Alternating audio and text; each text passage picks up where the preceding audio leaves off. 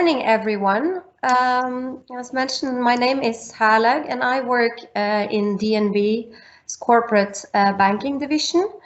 I work with business development and currently I'm responsible for product offerings towards our corporate clients with regards to sustainable finance. Last week, I believe you learned about how the EU now is introducing a set of regulations that will incentivize and steer private capital into technologies and infrastructure that will decarbonize the whole European economy. So the EU has provided us now, or are introducing a common language that will help investors make informed decisions about what is green and sustainable. And in my presentation today, I will try to shed some light on how the market for sustainable investment is developing and how this taxonomy is likely to influence the financial sector in the times to come. So let's get started. To reach the Paris Climate Agreement and for the EU to become carbon neutral, we need a lot of investments to happen. But although the taxonomy is new, the concept of sustainable finance is not all that new. It's been several initiatives during recent years, where investors have put increasingly more pressure on the companies in which they finance. There are, we see several initiatives that are targeting net zero emissions economy, and these are these initiatives are already reallocating capital today. So and we see that the sustainability profile of companies is increasingly impacting their access to and the cost of capital. Let's have a look at what's happened and how this market is developed lately. Since 2017, the volumes issued as green bonds have doubled manyfold. What you see on the screen now is only the Norwegian part of this market, and the Norwegian market constitutes about 1% of the global market. Only last year, so from 2019 to 2020, we saw an increase of 43% from Norwegian issuers that are labeling their bonds as green. And that was actually the highest growth rate in the Nordics. Most of this volume comes from financials and the power sector or the utilities. But we also see more and more businesses exploring this opportunity. And as an example, in 2020, we did see seafood companies entering and issuing green bonds for the first time. To the right on this slide, you see how the green and sustainable share of the market is developing, both in the Nordic as well as globally. And you can see both in absolute as well as in relative terms, the interest for sustainable debt is increasing. And for some sectors, even more so. Again, looking at the graph, the 2021 numbers is only the first quarter this year. So it's only it's the volumes that we saw issued as green by March. Which means that the potential and the likelihood that this number will grow significantly this year as well is definitely there. And what we have seen, for instance, from the power sector, the power producers, is that 50% of the bonds issued in this market are labeled green. And the third-party opinions that are required when you issue a bond, they are starting to include the EU taxation in their evaluation. And I'll show you a couple of examples on how this is done. Recent bonds issued by companies like Akershus Energi and Hafslund Eco, they have included or incorporated or looking forward towards the taxonomy, even though it's not a law yet.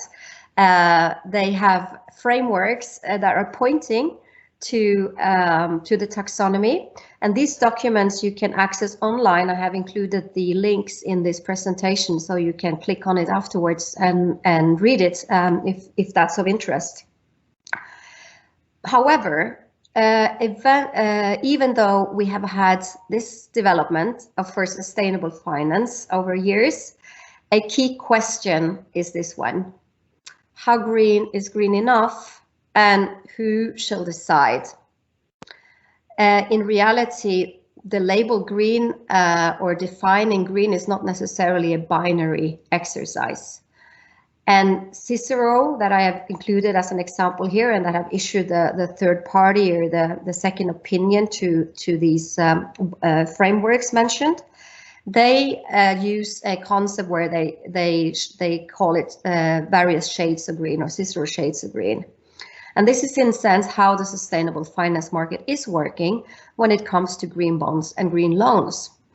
But looking beyond the labeling, there is still risk around greenwashing, and it isn't always easy to know or decide how green is green enough.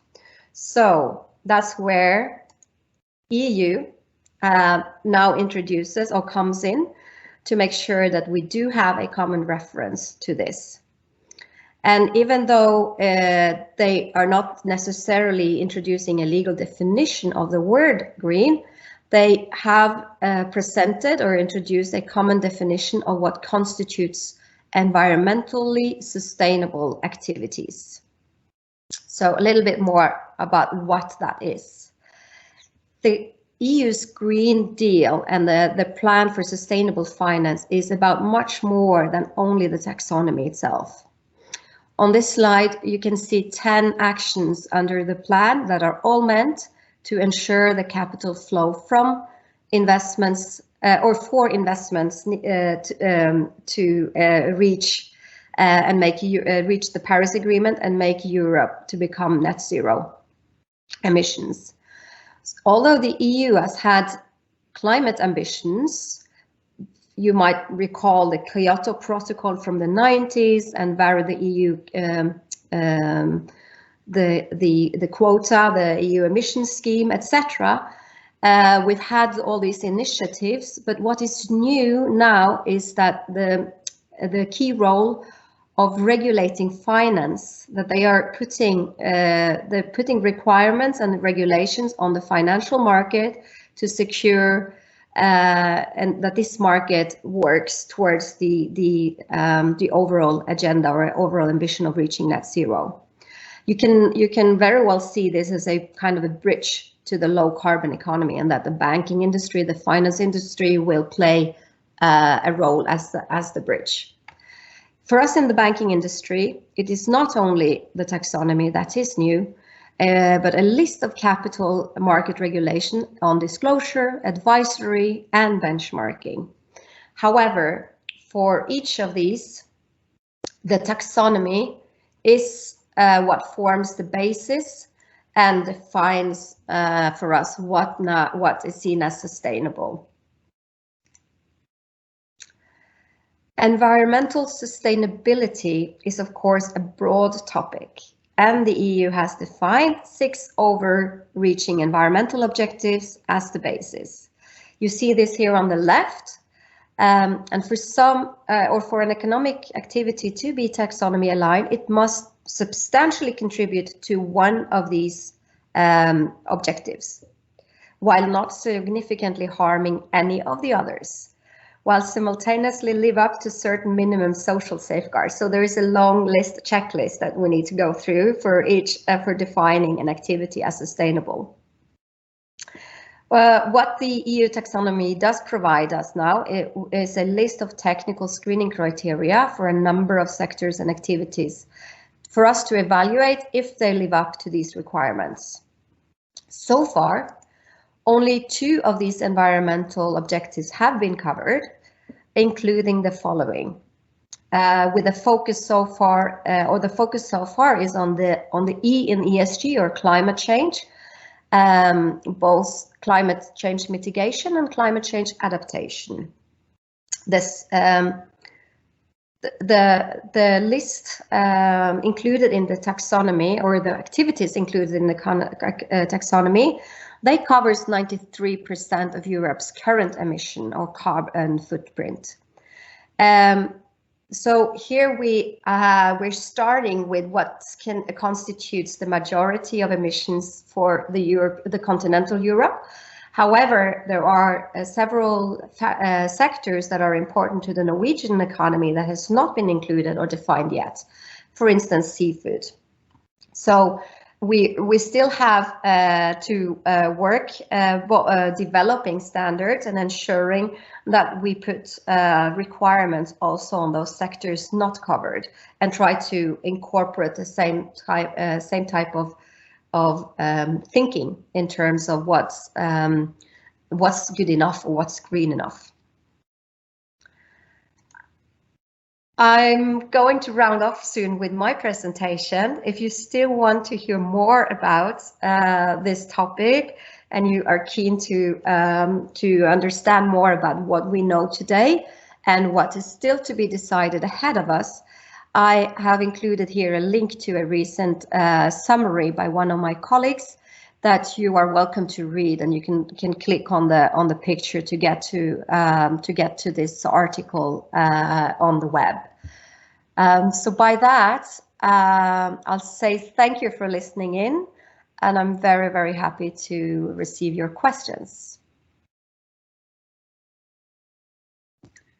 Thank you very much, Herlaug.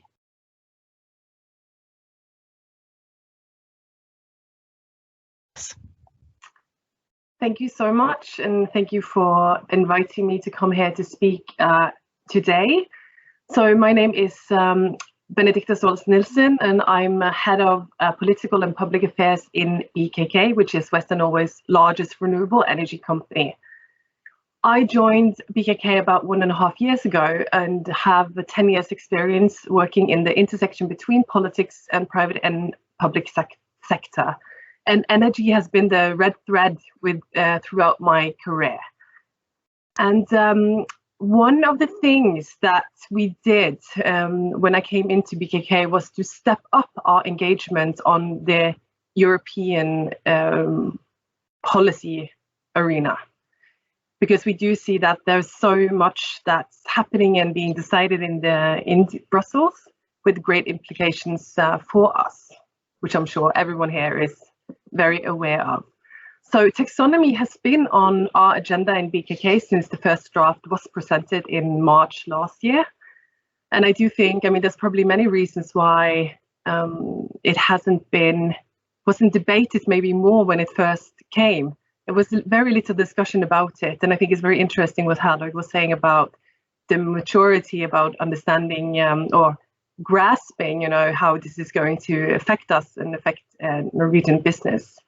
And maybe not, I think in the beginning it was perceived as being something for the banks and the financial institutions, but the consequences is actually, for the businesses who has to report on this. So I will talk about hydropower and the taxonomy from a more, political point of view, about the process and how we worked. And so there will be no specific details about the technicalities of the criteria. If you want that, just get back to me and I will definitely hook you up with the right person in BKK, but that's not my area of expertise. So I have two main messages today. So I want you to remember these things. First, the end results for hydropower that came now in April, they were not optimal, but acceptable, we find them. And we also managed, and by saying we, I mean, it was not only, of course, BKK and the industry, but also, the Norwegian government did help in pushing the classification in a more positive direction compared to the first draft. And I will get back to that later. But second, I think there are, or I will argue that there are some less important lessons that we can learn from the process of the taxonomy. One is that hydropower does suffer from having a low status in Europe, and I will get back to that too. Second, politics is becoming even more important.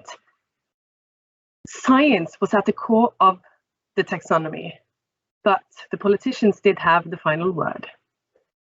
And thirdly, it does make a difference if you engage. It is possible to have an influence on the output. I just would like to say some quick words about BKK, just so everyone knows our business, because I think it's important to understand that before going more into the process. But I promise you it's not going to be a long business presentation for sure. So if you can go to the next slide, please. So as mentioned, BKK is Western Norway's largest renewable energy company, and hydropower is the backbone of our activity, and it has been for over 100 years. And one fun fact is that our hydropower is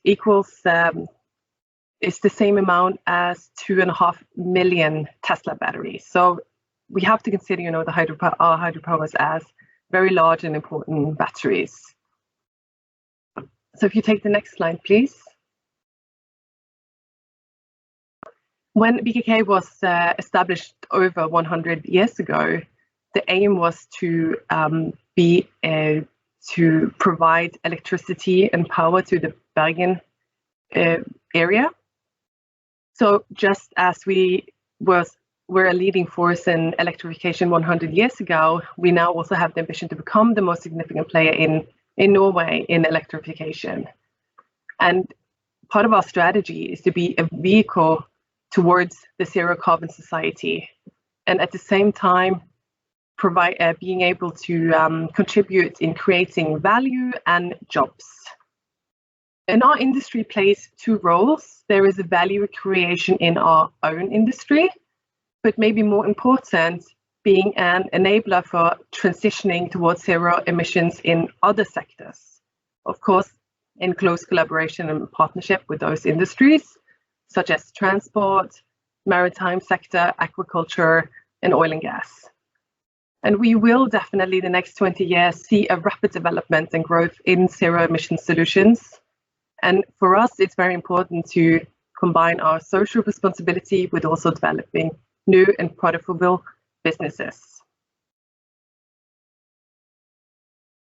So with, sorry.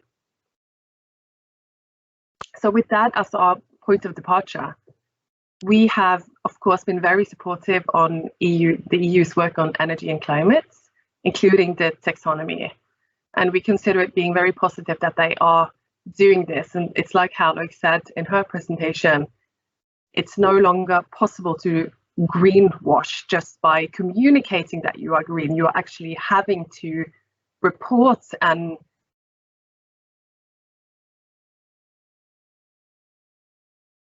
a common understanding of what is considered being sustainable. So everything that takes us towards a zero carbon society is something that we in BKK are in favor of. So if you can take the next slide, please. So the Norwegian hydropower, it's clean and it is sustainable. So when the first draft of the taxonomy was presented in March last year, we were definitely taken aback by hydropower being not classified as sustainable, and rather it was classified as being a transitional technology towards arriving at a zero carbon society, and not being considered to play a part of this zero carbon society. When the second draft came last autumn, it was no longer considered transitional, it was considered sustainable. So that was definitely a positive move. But if you compare it to other renewable energy technologies such as wind and solar, hydropower had a bigger proof burden to actually prove that it was sustainable.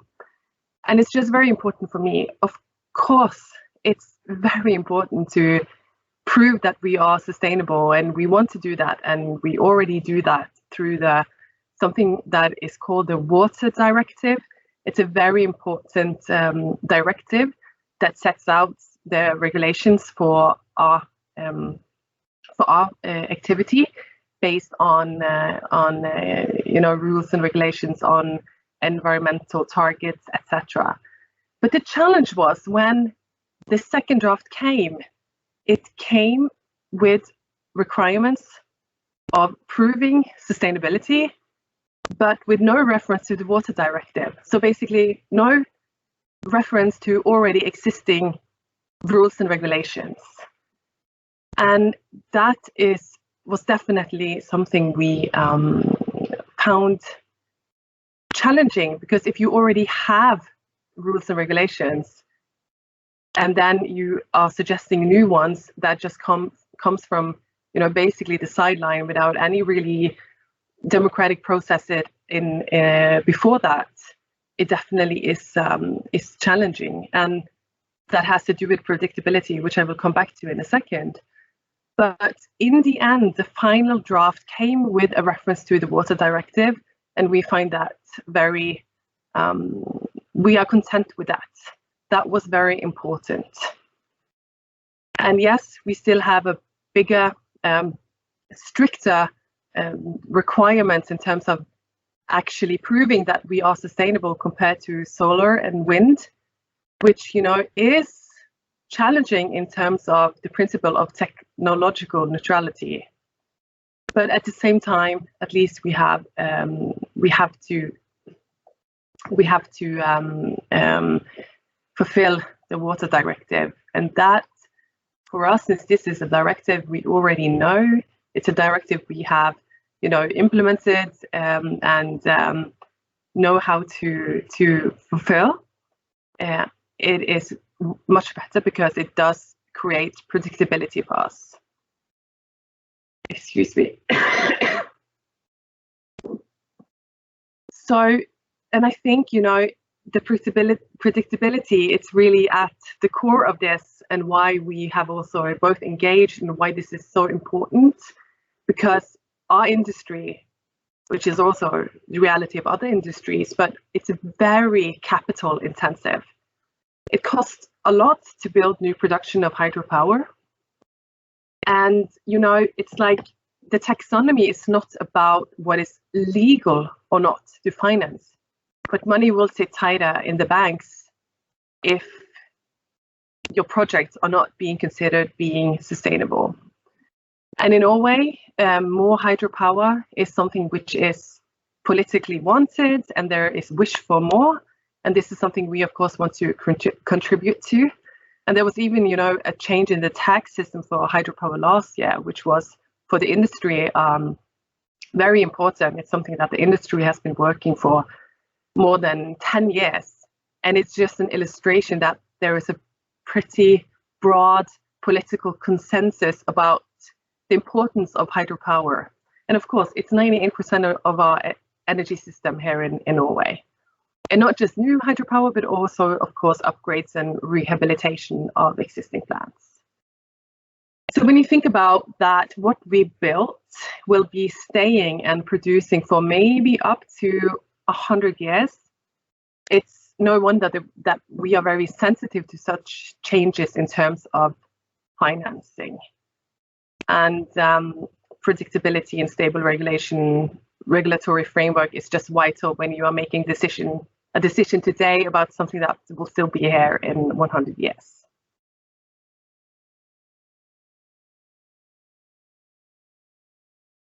I think also this process shows that it does work to engage in European policy processes, but you got to put in the work, and you got to do you could say the Brussels way or the European way. The discussion. like for instance, you know, pointing out that, hey, there already is existing rules and regulations. It's called the Water Directive, and that would be better to be taken into account in the taxonomy instead of establishing new rules and regulations. But another thing that it shows, which was also one of the things that I mentioned when I started, but also in my in the title of my presentation, it really shows the low status of hydropower in Europe, and this is something that will require a lot and long-term work to change. And it is definitely something that we as an industry and also as a country needs to take charge of. Benedicte, you have 2 minutes to go. Yes, perfect. Can you please take the next slide? And this is very important because, I mean, I'm not going to go through all the things that's listed on this slide, but it's just an illustration to show that there are so much going on in Europe and in the EU now. People that I talk to who has been working with EU energy and climate policy say that there's so much. And of course, this is a follow-up of the political ambitions on the Green Deal of Europe. So now we're seeing, you know, all the rules and regulations coming one by one. And definitely there will become new rules and regulations that can be challenged for us, basically because we do have a different energy system than Europe.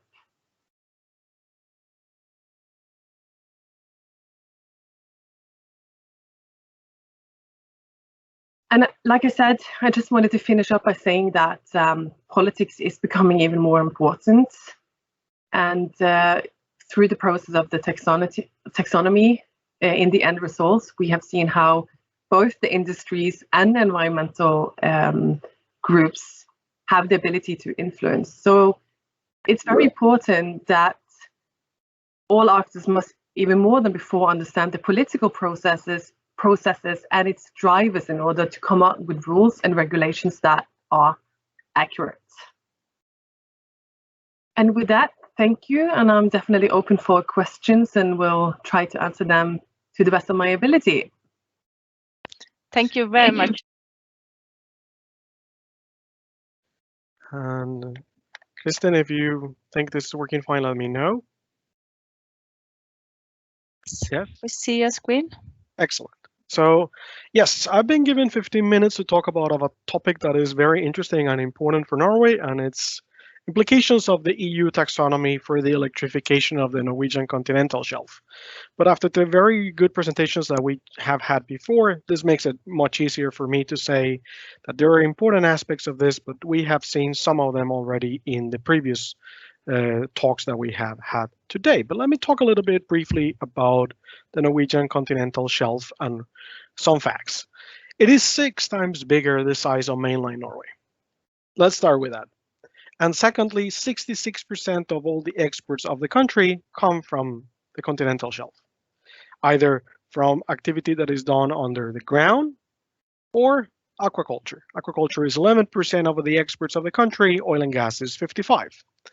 And we have currently 78 oil and gas fields in production and 12 that have been abandoned. Most of the documents from the government aim to say that oil and gas production and exploration will continue in the future, and future is at least 2050. Oil and gas does carry effects. Of course, when we use oil and gas, we burn them and they produce CO2 emissions, and that is well known. But it's also when we extract them. Most oil and gas platforms use natural gas that comes from the same well as you're extracting it to create power to be able to conduct the activity.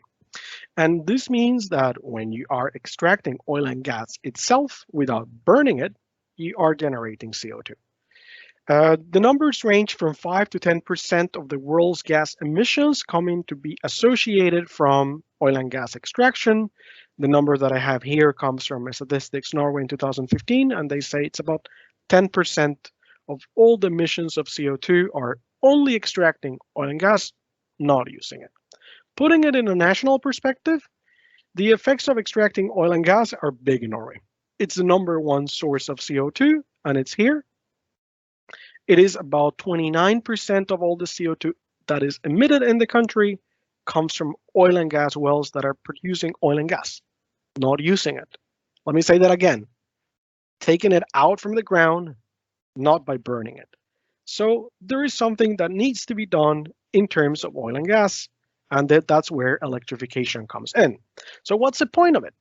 The point of electrifying activity in the continental shelf / oil and gas wells is to reduce CO2 emissions that are associated with extracting it. And this, in a way, is making oil and gas greener, which is bad, right? But here, let me remind you that 60% of the world's globe's energy demand is oil and gas. Out of that 60%, we have to add 20% that is coal. This is not going to be so easily substituted. We need to do it, but it's not going to happen overnight. And that's why, for example, natural gas is not even defined in the taxonomy if it's green or it's brown or if it's what, at least not yet. And we in Norway produce about 2% of the world's hydrocarbon production. So in reality, we think we're big, but we're not. And there are clear financial reasons to electrify. And this is not connected necessarily to the taxonomy yet. But we do have the ETS system, the emission trading schemes, and also we have national rules for CO2 and other gases such as methane, in which every ton is taxed. So it is expensive. And I've written about this on this paper that I will link it to you and saying what is happening in the energy transition in the oil and gas sector in Scandinavia and its greenification. And this was written before the seminar, but it is well connected to what is going on. So let's see what happens with taxonomy and electrification. And as you have here, there has been a lot of controversy before and after the Delegated Act from April 2021. So first we had a lot of controversy. This is from some examples of the newspapers here saying offshore wind for electrification is not going to be green. Then we have here greenwashing against issues and activities in the oil and gas platforms.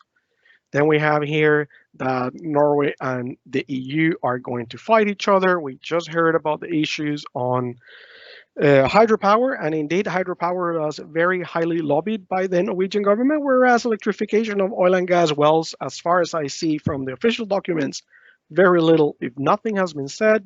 But then we have here again another newspaper article saying which is not going to be green. The ships for oil and gas, and also more comments on electrification of different oil and gas wells activities. But this might have changed a little bit with the Delegated Act that comes in April 2021. And this Delegated Act text says what is the technical criteria for some activity that will qualify in principle as contributing to substantially mitigate climate change. Here, interestingly, there are no specific rules for electrification on the continental shelf, but it does contain a lot of rules for generation of electricity, among them wind and hydropower. And wind and hydropower are the ones I want to talk a little bit about because they are the ones that could be used for electrifying what we do. And then in general, they come with different screening criteria, technical and also about climate change contribution of what an activity needs to be done. Wind power, in short, it is not particularly difficult to say that it's green. You still have to comply with some of the requirements that is set by the Delegated Act, but in principle, a wind power activity, it is not supposed to contribute and do not conduct significant harm.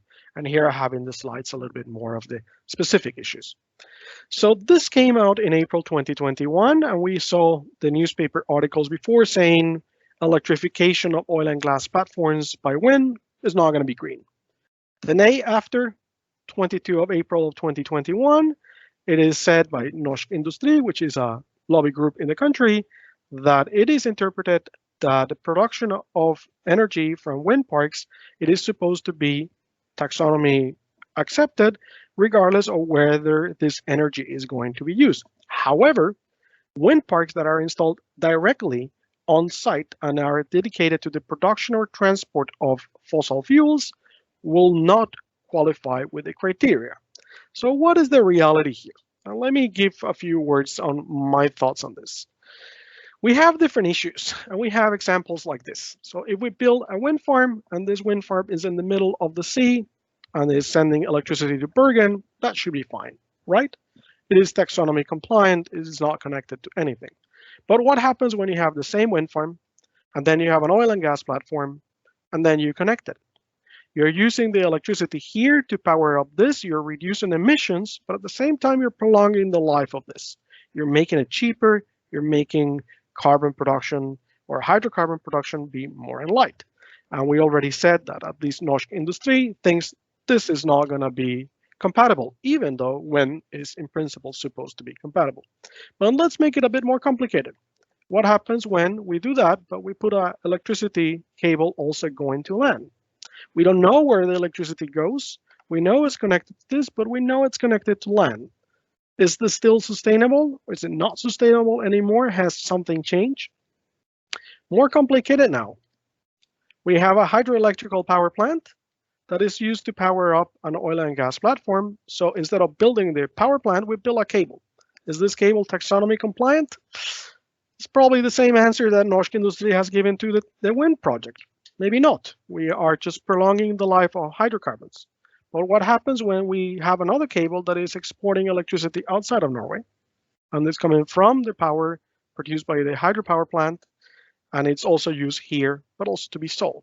Is this compliant? A bit more complicated again. And what happens if we also sell it inland? More complicated even. So we see there are many different menus that we can choose from, and that they have implications for this. And just let me come back now to my final points. Remember that we have to assess projects. The taxonomy, as we heard before from Benedicte, is a checklist. It is about contributing to environmental objectives, not significant harming any of the other ones, giving sufficient safeguards, and technical screening is passed. We need also to think that the taxonomy is about fulfilling objectives, and it's an instrument with an N, and the N is to try to make sure that investors know which kind of projects are sustainable indeed. It is not about saying what it's allowed to invest in or what it's not allowed to invest in. Will it have consequences in terms of making investment cheaper or more expensive? Yes, because that is the point of it. The point is trying to facilitate channel of funds and private capital to activities that are sustainable. But we have to make a checklist, and we have to make a checklist for each individual project, and this is very important. So the fact that we have a technical criteria saying when in principle is positive is not a free pass. The taxonomy says that regardless of the criteria, you still need to do a verification of a case by case. The taxonomy, the rules that we have from the Delegated Act make it this much easier. We know we have a checklist that we have to go against, but still we have to look at. And remember the slides where I have the stupid arrows that we're moving. And that is an example of the different aspects that we have to look up, and we have to do an assessment of each one of these ones to see whether it will be compatible or not, the electrification of the Norwegian oil and gas fields and other activities in the continental shelf. So some elements to consider. I am not far away from finishing. So we have to keep in mind that the idea here is that the activity needs to substantially contribute to environmental protection and climate change. And it's supposed to be presumed if the criteria is fulfilled. When we produce electricity that is renewable, coming from hydropower and from wind, whenever they comply with the requirements, it's supposed to, this indeed pushes forth environmental protection and mitigates climate change. But when we connect it to an oil and gas field, specifically very, very close, then the question is this really contributing to climate change? It is making oil and gas production greener, which if you ask me is better than nothing, clearly better than nothing. We can reduce 10% of CO2 emissions in the world connected to hydrocarbons if we electrify, which is a lot. But at the same time, we're prolonging oil and gas lives. Yes, that is true, but we need oil and gas. We need oil and gas. I don't think there's a need to discuss this. This is an energy source that we still need, and we will still need in 10, 20, 30, maybe 50 years from now. The requirements that we have say nothing about wind or electricity for oil and gas productions. And because of that, we have to consider different examples that we have in the legislation. So for example, we know that regulations for oil and gas transports of ships that are electric will not be in line with the taxonomy. This makes us think, like the way that Norsk Industry has said, if you build a wind farm that is only used to power up an oil and gas platform, this is probably not going to be taxonomy accepted. Also, we have a discussion on whether this will create a carbon-intensive lock-in effect. So electrifying the Norwegian oil and gas fields, or in general, the Norwegian continental shelf, might lead us to a carbon-intensive lock-in, which is something that the taxonomy aims not to achieve. And the last bit, and this is coming because of a question we had in the first session, part of this session, not today, but a week ago, on state aid and electricity, is that taxonomy in principle does not limit the possibility of giving state aid to electrification of the Norwegian continental shelf. But it could create a spillover in the sense that requirements that exist in the taxonomy could be incorporated into, for example, the guidelines on energy and state aid. Or simply put, it will make electrification more expensive of activities that are not considered to be taxonomy compliant. So just my last slide on other news. Few good notices or good news. Carbon capture and storage, it is considered to be compliant within the Delegated Act. I think this is an interesting opportunity for conducting activity in the Norwegian continental shelf. It is also a Norwegian government priority, as like with hydrocarbons. The Norwegian government also was lobbying and pushing for carbon capture storage to be considered. However, when you do carbon capture storage that is directed or connected explicitly to an oil and gas field, will we have the same issues that we see, for example, in regard to electrification of oil and gas by wind farms? Then another important aspect is natural gas. Natural gas, and if it's compliant or not with the taxonomy, it's pending. There's a lot of lobbying here going too. And very important for Norway. Norway is the third largest exporter in the world of natural gas. So there's a lot of exports that are done here. But what about when you produce oil and gas together? Is this going to be taxonomy compliant? I would think it's probably unlikely that will be the case. And last but not least, another activity that it happens in, not in the continental shelf, but at least in the economic exclusive zone of Norway, outside of our seas, is aquaculture. There's a big interest in the Norwegian government to try to include aquaculture in the future as taxonomy compliant or in the list of different activities, and we will see how that goes. With that, I would like to end up my presentation